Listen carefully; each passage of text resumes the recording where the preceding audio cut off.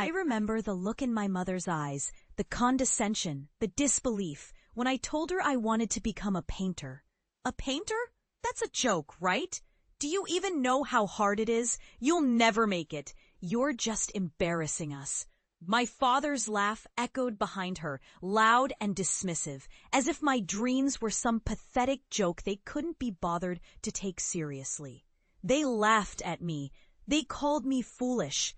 They said I was wasting my life chasing a fantasy, that I should grow up, get a real job, and stop embarrassing the family.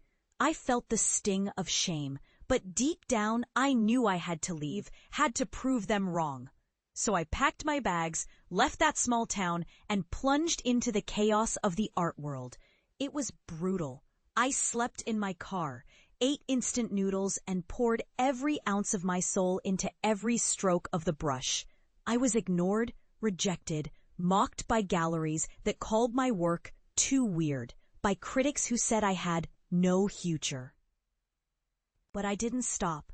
Each rejection, each failure fueled my resolve. I stayed up nights perfecting my craft, refusing to let their words define me. Years passed. I refused to give up. I poured my pain, my hope, my rage into my paintings. Slowly, my work caught fire online. An influencer shared my art. Someone bought a piece. Then another.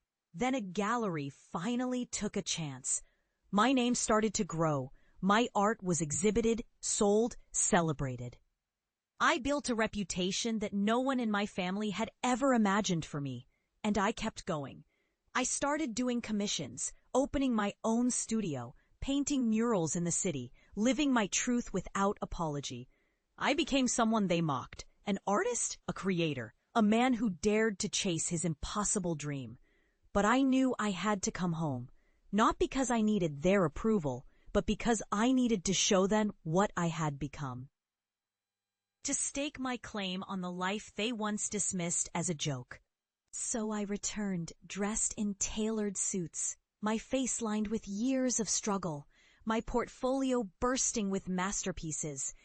I stepped onto that familiar porch and saw their faces, eyes wide, mouths agape, a mixture of disbelief and something else, shame. My mother's hand trembled as she looked at me, the woman who once told me I'd never make it. My father's jaw clenched, trying to find words that refused to come. I didn't say much. I simply laid my latest painting on the table, a vivid, breathtaking scene that had sold for thousands. The colors danced with life. The strokes told stories they'd never understand. I watched their eyes trace every detail, saw the recognition flood in. You thought I was wasting my time, I said softly but firmly. You said I was embarrassing you. But look at me now. I built this. I fought every doubt, every rejection, every laugh you threw at me. I proved you wrong. Silence, heavy and deafening. Then my mother, tears brimming, finally whispered, "We never believed, not really. We were scared. We didn't understand." Her words hit me harder than any criticism. Not because I needed their approval, but because I finally saw the truth. They had been afraid for me. Afraid I'd fail. Afraid I'd be hurt. Afraid of the life I was choosing. But I hadn't failed. I had fought, bled, and risen, transforming pain into power. In that moment, I realized I had won more than recognition. I had reclaimed my dignity, my purpose. I turned my back on their doubts and stepped into the light I had fought so hard to create. They looked at me with new eyes, no longer dismissive, but humbled. My success was their wake-up call, a mirror reflecting their own fears and regrets. And I knew, from that day forward, I wouldn't just be the artist they once mocked. I would be the man I was always meant to be. Because I didn't chase a dream to please them. I chased it to prove to myself that no matter how dark the doubt, I could rise.